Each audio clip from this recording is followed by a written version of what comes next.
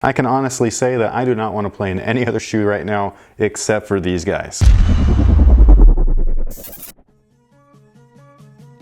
Hey, what's good guys? This is Nightwing2303 from WearTesters.com. Today we got the performance review on the Kobe 1 Protro, a reissue of Kobe's original first shoe with Nike. And just right off the bat, man, these are fantastic. The traction on these guys is awesome. It's traditional herringbone. You do have a couple of spotty areas with some weird diamond patterns, but they didn't bother me whatsoever. Basically with this guy right here, they get better the more that you wear them. My very first time that I wore these on court, there was a bit of minor slipping here or there, but the more that I broke in that rubber, they just really gripped the court, and it didn't even matter which court it was. One of my favorite things about these is that the grooves between the herringbone lines are so widely spaced that dust, if they get in there, just kind of make their way out eventually, so you don't really have to wipe. This is a thick rubber outsole as well, so if you're looking for something that's going to cater to both indoors and outdoor basketball, this is something to look at. Now the cushion on these guys are one of the attributes that they actually changed from the original. The original model featured a large volume Zoom Air unit in the heel, as well as a large volume Met bag in the forefoot. I've never played in that shoe before, so I can't actually tell you what it feels like. One of our other testers, Brian, he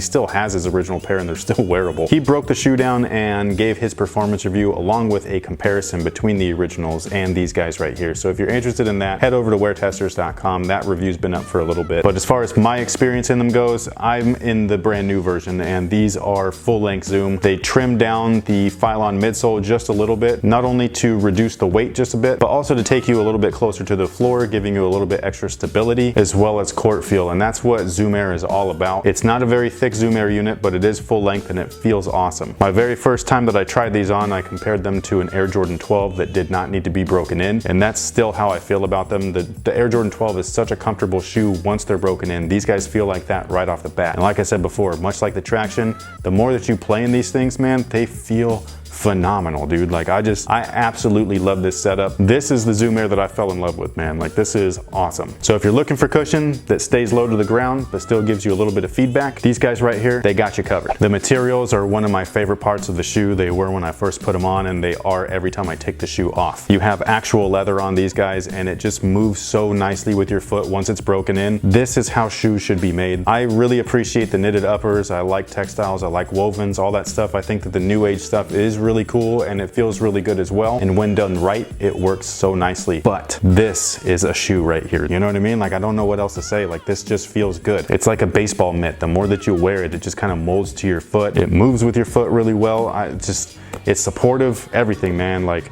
this is awesome. Now as far as fit, I would go true to size. That's what's worked out for me, so that's all I can say, you know what I mean? Like I don't have any complaints whatsoever. I've heard many people say that they fit big, they fit small. They've left me comments, they've wrote me emails about it, all that kind of stuff. I can't really answer for everybody because I don't know what your foot is like. All I know is that when I measure my foot, it says whatever my size is, and that's what I go with, and that's how these guys fit. They fit me true to size, they fit me perfect. And like I said earlier in the material section, the more that I wear them, the more that I'm just like, man, these are so great. I can't honestly say when the last time I liked a shoe this much was. I just don't remember. As far as lockdown is concerned, I think that they fit really nicely overall. Some people might have some heel slip issues in the back of the shoe. For whatever reason, this whole section right there just fits my heel area really snug. So I actually laced them up just as you see right at this like second to last eyelet. However, there is this additional plastic one up here, so if you needed some extra containment or pull into the back of the shoe, that's what those are for. Again, I didn't even need to use them. They just fit me really nicely as they were, but if you needed it, they are there. Support on these are one of their main highlights as well. The outsole is super flat. It's also pretty wide. You sit within this weird teeth section of the midsole, so it kind of cradles you in there. Lateral support and containment is fantastic. You got this outrigger right there, does its job perfectly. It's not too big, it's not too small, it's just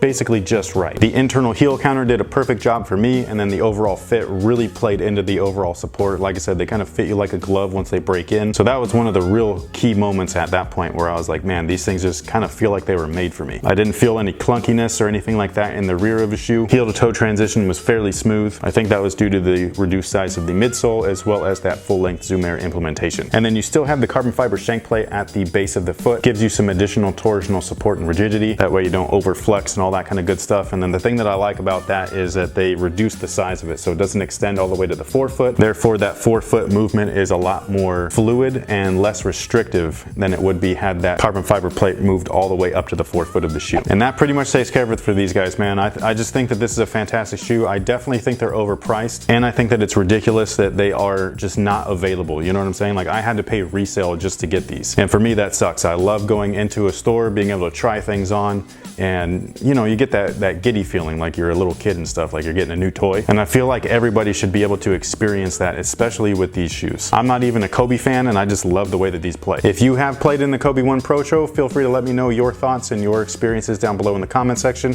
We always love to hear from you. Any more additional information, including their price, their weight, their scores, is going to be over at WearTesters.com. Link is going to be in the description box below. Thank you guys so much for watching. Thanks for all your support, and we'll catch you guys on the next one. So until then, have a good one.